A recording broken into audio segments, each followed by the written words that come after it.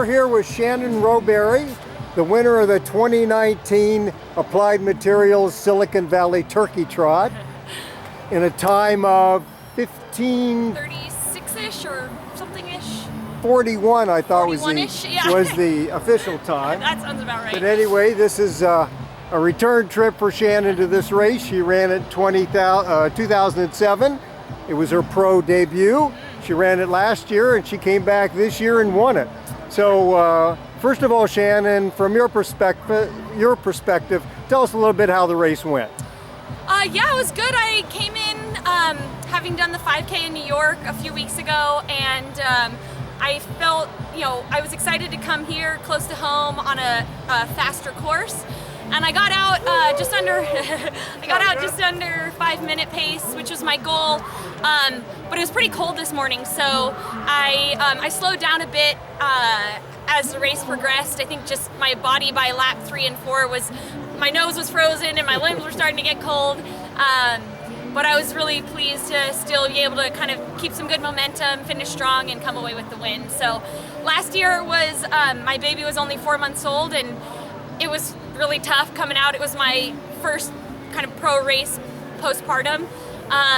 So I'm really happy with my progress to be able to come back and have such a strong performance this year. Well, you've made incredible improvements this year over your fitness from just getting over your pregnancy. So can you tell us a little bit how that process has been and where you feel you're at now, and obviously looking forward to, I heard there's a big track meet in Tokyo this summer, which you might want to get involved with, how your training is going for that, and what your thoughts are in terms of 1,500, 5,000, both, or what you're hoping to accomplish this summer leading up to Tokyo.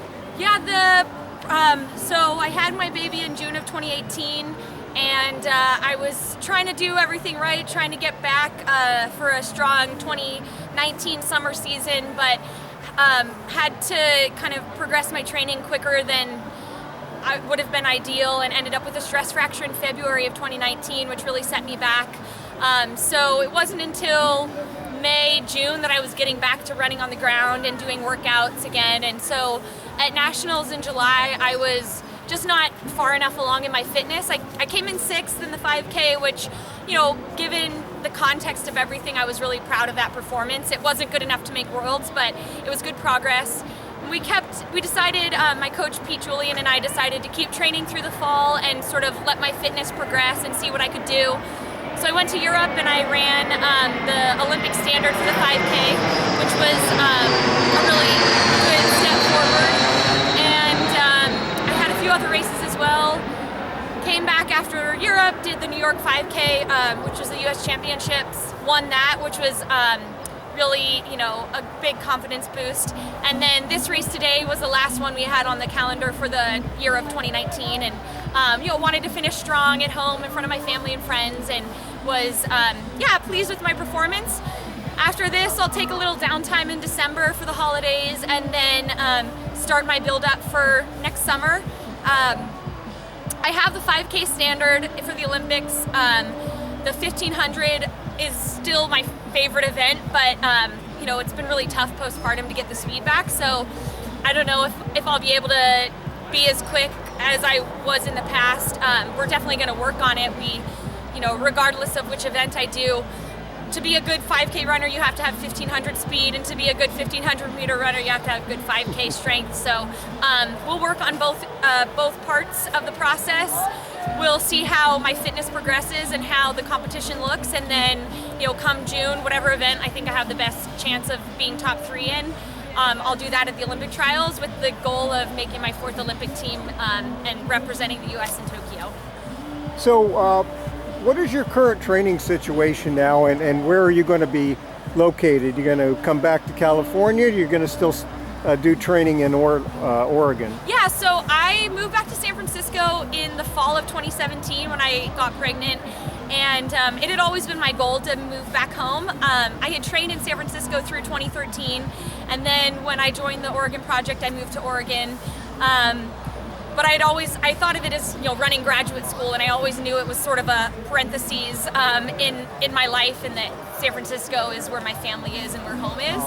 And so, you know, by moving back to San Francisco in 2017, while the Oregon Project was still in existence, I knew I was sacrificing the resources of our weight coach and massage therapist, but you know, it was important to me to be in a place where I was happy and surrounded by people that that I loved and that could support me.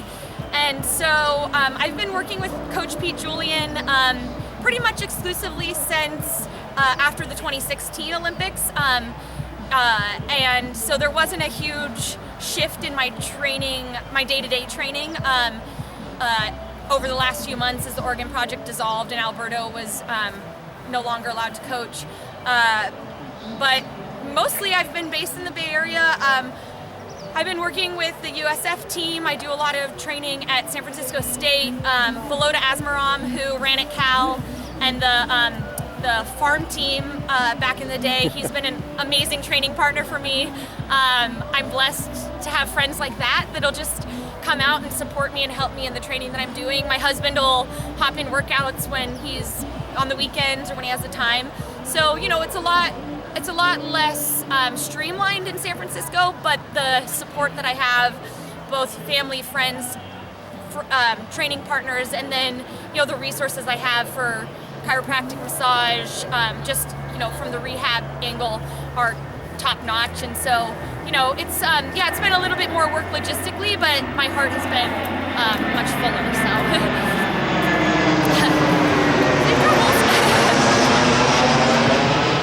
So, at this point in your career and your life, do you think this being home is more important than being off in, say, a dedicated training camp where it's, you know, a more of a Spartan existence and all that? I mean, you're in a different life situation than a lot of your peers. Yeah, that's definitely true. When I moved to Oregon in 2013, the thing that I really liked was that I had lived near the Nike campus. I could run out my door. Weightlifting, massage therapy, that was all kind of taken care of for me, and I could just show up on campus and it was all right there. But when I moved back home in 2017, my husband was my main training partner anyway, and it, you know, I was just feeling like I wanted to, I was 32, 33. I wanted to kind of move on with my life and stop feeling like I had put my life on hold in this place that I knew wasn't my forever home. And so, you know, it was a lot more work moving back. It was even way more work having a kid. So there have been a lot of logistics to work through. But I feel like I'm in a good place now where things are more settled. I've had a couple years to kind of work out some of the kinks. I'm sure there'll be more kinks to come, but you know, I think just feeling happy is a really important thing. Having that foundation of stability and support, and in an environment that's positive is, at least for me, very important. I had many years of that, you know, putting running first and foremost above everything else, and I was blessed to have a family and a husband and friends who could understand that, and, you know, while it was tough for them, they could get behind my goals.